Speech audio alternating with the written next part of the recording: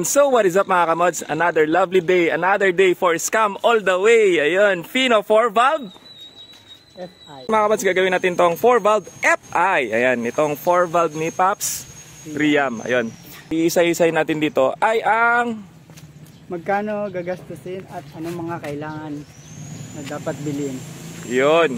So yun mga kamods, ang una muna natin gagawin dito ay bumili na kami ng mga pyesa. Ilalagay ko dito isa-isa at pagkwentuhan natin kung ano yung mga kailangan. Ang natin gagawin dito para wala na atrasan is papagawa na natin yung tangke niya at papakabitan ng fuel pump. Ayan, papunta tayo ngayon kay Pops Jordan ng De Leon Muffler Shop. So, let's go. Tara! Ayos!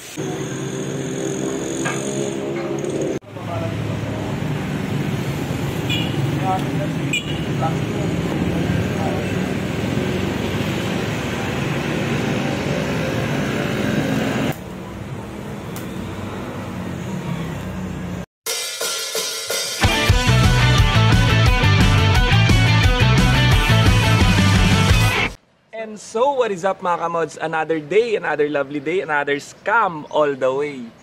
Okay mga kamods, pag-usapan natin kung paano ba ang conversion ng FI. Ano ba yung mga kailangan o kailangan i-prepare para mabuo natin ang conversion natin from carb to FI.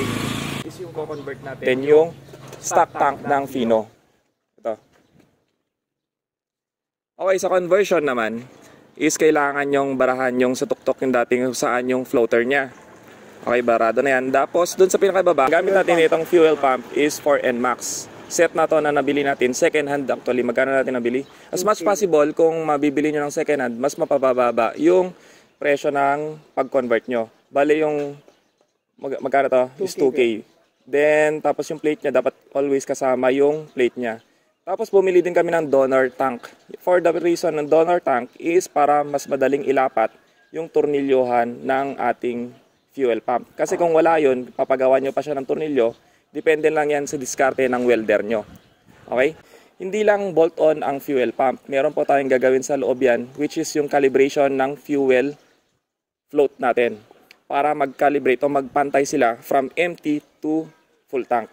Ang gagawin natin dyan is kailangan nyo lang i-bend hanggang makuha nyo yung mismong piyestuhan. Kasi as we know, yung tank ng mga FI is flat. Or minsan yung mga Honda na sa itaas is dapat nakalapag yung filter niya dito.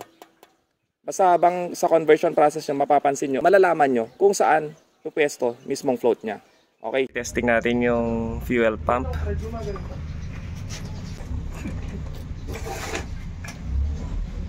Ay, may ilaw. Taas mo. You know, maangat. Kaya baba mo nga. You know, bumababa. Calibrate. Tapos kakabit na natin sa... Saan yung tangke mo? Ayun. Game. Itong lahat na to is na nagastos namin dito is 5,000 kasama yung donor, then yung second hand na fuel pump, then all of it, pati welding at yung labor ng weld. Okay. Ang gagamitin na harness is na alam ko available sa market, lalo sa Shopee, ayan, is yung pang Mio i125 na 24 pins para makagamit tayo ng ECU na Pitts Bike version 4 for M3, 24 pins. Always titignan yung 24 pins. Dalawang klase kasi yan ng ECU, yung 32 at 24. Yung 32, yun yung may auto on-off kapag idle. Tapos, mayroon naman 24 pins na all stock, yung walang on-off switch. Magkano to? Harness? 1.7. Okay, 1.7 yung harness. Then, sunod dyan is yung ECU, which is magkano? 5.8. Ayan, 5.8. Kaching! Tapos, susunod dyan, para mapagana nyo naman yung pick-up o yung mismong ignition timing niya. Kailangan nyo ng magneto. Okay, nabili namin tong magneto kasama yung stator, second hand din. Magkano natin nabili? 3,000 ko yan. 3,000. Okay. Tapos, meron tong conversion. Actually, kasi tatama yung mismong pick-up niya, pulsar niya sa mismong magneto. Tapos, kailangan nyo ng throttle cable. Throttle cable. Itong throttle cable na to is hindi naman isa must o hindi naman kinakailangan kasi pwede naman natin i-convert kung ano yung nakakabit na sa atin. Dahil dun sa throttle body na gagamitin natin, magkano muna to? 1.2 kuya. Okay, 1.2. Depende lang yan kung ano yung choice of throttle cable sa quick throttle nyo. Then, susunod natin is yung Throttle body. Throttle body by 4S1M. 4S1M. Baka naman. Okay. Yung throttle body na gagamitin natin is 36. Okay? Bakit 36? Ayan. 36, that's the bigger, is not necessarily it's the better. 36 kasi depende yan sa karga nyo. Mas malaking throttle body, dagdagan natin yung throttle response nya. Okay, magkano yung 4S1M? Kasama na dito yung manifold. Tapos yung mismong throttle body nya. 2.8. 2.8. Bale, ayan nga, yung sa akin is meron siyang, actually yung harness ko, o sabihin na natin harness, pwede mong gamitin kahit ano. Pwedeng sniper, pwedeng NMAX. Depende na lang yun kung paano mo siya i-rewire. Okay, mas advantage nga kapag mas magandang harness ang gamitin nyo is yung available lahat, yung ECU, para may choice ka. 2.8. 2.8. Kaching! Tapos sunod, ano to? Rectifier. Rectifier. Kailangan nyo din ng rectifier. As much possible, mas maganda talaga yung stock. Nasubukan ko na yung stock, mas mataas yung output ng kuryente niya. Ngayon, magkano naman ang? 800 ko. 800 rectifier. Sunod is TPS. TPS for the response saka tuning natin. TPS worthing how much? TPS how much? 1.3. Okay, 1.3. Tapos ano to? Injector. Injector 1,000. Okay, yung injector na gamit natin is 10 holes 160cc for Yamaha. Kasi kapag yung sa Honda, magkaiba sila ng salpakan. Pero pwede naman. It depends nga sa conversion mo. Tapos ito, oxygen sensor. Ayun, kailangan din natin ng oxygen sensor. Para ma-compensate niya, meron kasi compensation yung ECU natin. Ma-auto-adjust niya at sasabihin niya kay injector na magbawas siya ng gasolina. Same thing naman kapag lean. Kapag lean siya, sasabihin niya kay ECU, lean ng mixture, mababago niya agad yung buga ni injector. Yun ang purpose ng ECU. Napakatalino, di ba? Bali, ang kulang pa natin dito is yung temp sensor or ECT or EOT. Ibig sabihin ng EOT is engine oil temp or ECT is engine coolant temp. Either of the two, ang isa lang tawag niyan is engine temperature sensor. Magkano yung engine temperature sensor? Worthing 500, ayan. Dito kinakabit yan. Lapitan mo na. Dito yung kakabit yan. Okay, para saan ba yung engine coolant temp? Okay, engine coolant temp is isa din sa compensation na kapag malamig ang makina, yun yung mag-auto-choke. Sasabihin niya kay ECU na mag-overgas muna siya para dadagdagan niya yung gasolina sa injector. Ngayon, kapag na-read naman niya na mainit na yung makina, kung ano yung sinet mo sa ECU, yun naman yung ibabato niya kay injector para madagdagan yung gasolina or mabawasan yung gasolina. Ayan. Minsan, ang issue niyan kapag natatanggalan o na wala tayong engine coolant temp is naiiba yung tono dahil kung ano yung sinet natin, kaya nga programmable ECU, kung ano yung tono natin sa ECU, yun yung i-read ni ECU at ibibigay niya sa mga sensors. Kaya napaka-crucial at pinakakailangan talaga na kompleto ang ating sensor at dapat gumagana. Okay mga kamods, hindi dahil kompleto na kayo ng tools is that's enough, okay? Ang pagme-measure ng mga sensors nito is dapat alam niyo yung mga basic na voltage sa parameter ng diagnostic nyo o sa mismong laptop. Kasi kapag hindi nyo na-set ng tama yung mismong timing niya o yung parameter niya, lalo sa TPS, mga ganyan, is napakadaming problema ang mangyari at mahirapan tayong itono ang ating ECU. So mga kamods, ang mga estimate... Mamaya, recording na ba? Recording na? Okay. Gwapo ba ako dyan? Ay, akala ko ako eh. Ay, again. So yung mga mods na sabi na natin yung mga kailangan o basic setup o basic na kailangan, basic needs, ayan, ng FI conversion. Ngayon, suma total magkano kaya ang mga gastos natin sa FI conversion? Estimated of 25,000. Okay, estimated around, sabihin natin, price range to 25 to 30. Ayan, 25 or sabihin na lang natin 30,000. Wala pa pong labor at yung mga sa mga wirings na gagawin ko mo. Yung wire kasi yan, it depends kung gaano kakaselan. Kung bolt-on siya, may mga nakatiwangwang na wire dito. Kung kukuberan nyo naman, okay na yon. Pero kung gusto nyo namang katulad nito, napakalinis na motor, napakasela na customer, ayan, is iwa-wire pack natin. Ayan, itatago natin yung wire as much possible. Katulad ng akin na ipasok ko lahat. Kailangan natin ng extension ng wire, tapos bubuklatin natin to. Kaya kung mayroon kayo mabili na second hand, sayang lang din kasi bago. Aayusin natin yung harness niya para mailagay sa tama yung mga sensors o mga rectifier. Ang rectifier kasi ng MIUI is sa harapan. Ngayon, depende kung kakasya sa harapan, dito na. Pero kung gusto mong ilagay sa likod, dito na rin. Kasi minsan, katulad ng akin, yung conversion ng aking 4-valve FI, ayun, is bitin yung wire. Kaya, ipakita mga doon. Ito natin ito. Titignan natin ito. Clean as, ayan. Dito natin tinago lahat ng wire natin. Pasensya na dahil napakadumi, dahil North Loop, wala pa rin hugas. Ayan. Nice natin dito yung ECU, dito yung mga relays and fuse. Ayan. Tapos yung mga bang wires naman niya is nakatago dito. Kaya malinis dito na part. Kasi kung as it is natin kakabit, may mga nakatiwangwang, tapos pangit naman siya tignan. Diba? Yung mga gagawin dito is on process na lang, tapos tuturo namin kung paano yung conversion o paano yung mga technique. Ayan. Abangan nyo sa susunod na video yung mga ilalagay natin o saan natin lalagay o paano natin mapapagabit, ay kakabit.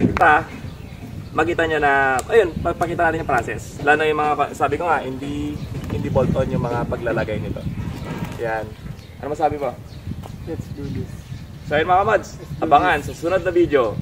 Ayos! Charan!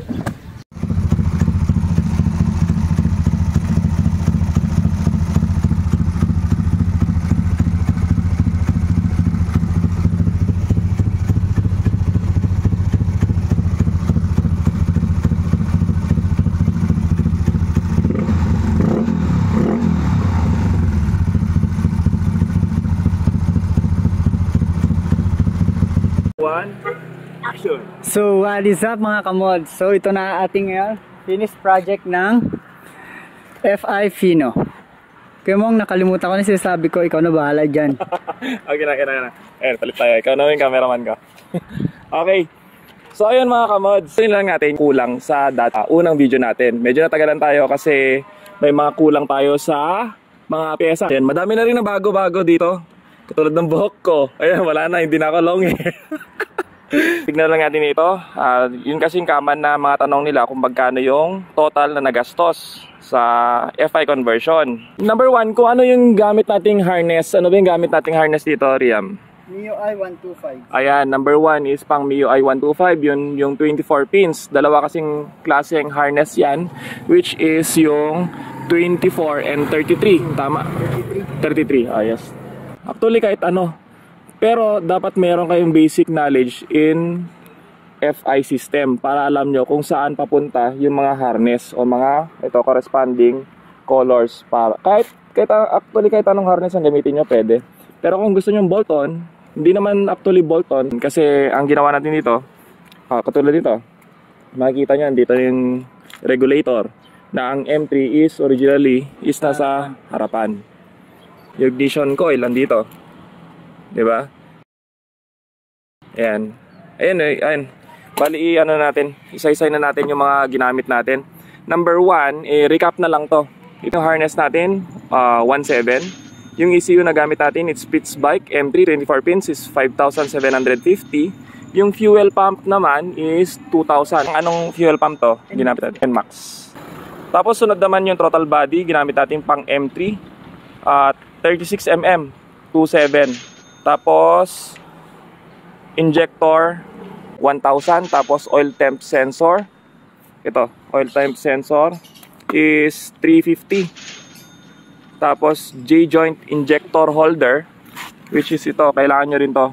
Ito yung nagko-connect sa injector, is worthing 1,300. Tapos fuel hose, ayan yung mga hindi natin naidagdag doon. Ito, fuel hose. Punta ka dito sa kabila. Fuel hose naman is, saan yung fuel hose natin? 820. 2pH pang MIUI 125 din. Tapos oxygen sensor sa may pipe is 499. Magneto and stator na nasabi na ata natin nung last time. Yes. 4.5 tama? O, pero binago natin kasi yung Yung binili nating stator is may problema. Kaya bumili kami ng bago. So yun na yung total. 4.5. Yes, okay. Tapos TPS sensor, yung kulay pula, 1.2. Rectifier ng MIUI, andyan, is 800. Rubber seal sa fuel pump, yun yung nagdi magpagas, is 150 pesos. Fuel filter, yung ordinary lang binili natin, 150 pesos. Pero yung original niya is 600. Then spark plug cap, ito. Kasi, pero pwede nyo gamitin yung dati nyo. Pero yung mga andito is yung mga pinalitan na lang namin para as one. Magkano yung spark plug cap? 450.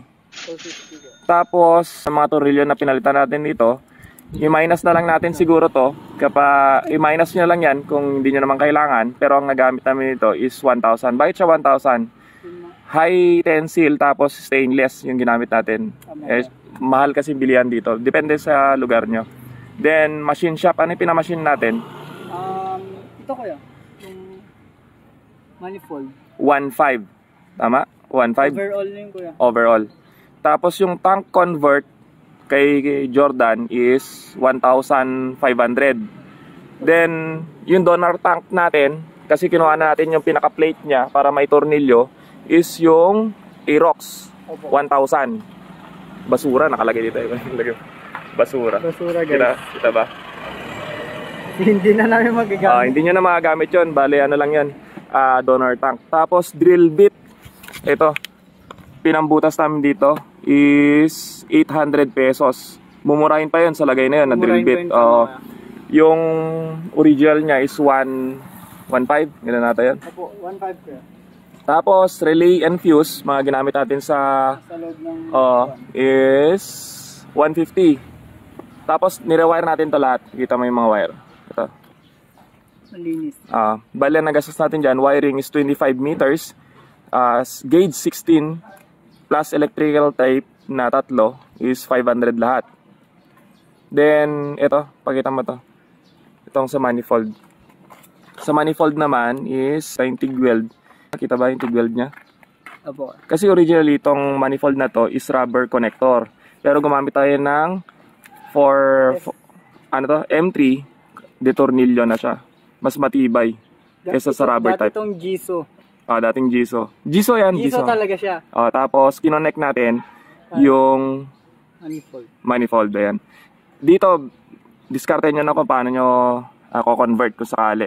Pwede naman yung katulad ng akin, rubber type, gamit kayo ng sniper. Mas maganda kung sniper, pero yung ginamit namin dito is yung sa M3, para as one na. Yun na yung nabili actually. Tapos, dyan yung sa arm payong. Video mo. Arm payong! Yung total niya is 33,069. Kita? Ay, mag-focus. Parts pa lang yan. Parts pa lang. Parts. Tapos sa ECU, depende yan sa ECU na gagamitin nyo. Sabi ko nga, ayan. Ang technique dyan, kung gusto nyo mapipili kayong ECU, is gamit kayo ng harness na available ang lahat. Katulad ng NMAX, Sniper. Ayan, maganda yung Sniper kung sakali. Pero pwede rin naman mga pang Honda. Ayan, available kasi na ECU para kahit pa paano low budget. Total mga gastos nyo sa conversion ng carb into FI is 33,069 pesos without the labor. Depende na yan sa mga gagawa. Kung ako naman ang gagawa is 15,000, sabihin na lang natin kasi kasama na yan yung tuning tapos electrical niya, setup. Ano masabi mo, Riam? Sa mga nagbabalak na magpa-FI convert or kung ano pang gusto nyo gawin sa motor nyo, punta kayo dito sa Modworks. Well recommended. Ayos. Okay, so ayan mga kamads, ayan, sana may natutunan kayo kahit papano. Sana kalimutan mag-subscribe and hit the notification bell for more updates of Modworks. Ayan. Ayos. Tapos, ang gagawin natin dito ay ino-north loop natin to. Kaya nagpagawa tayo ng panibagong pipe niya para maging silent killer power pipe. Ayan, tapos yung M3 naman, yun yung kakabit, M35 kakabit ko sa Yamazuki. Start mga. Parinig natin yung tunog dito.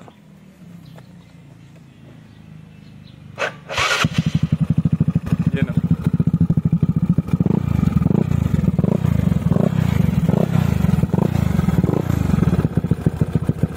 Programmable ECU.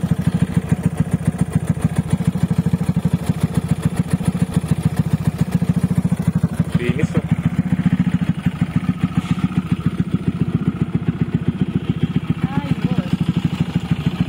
Nandito pala yung mic. Let's go North Loop! Let's go North Loop!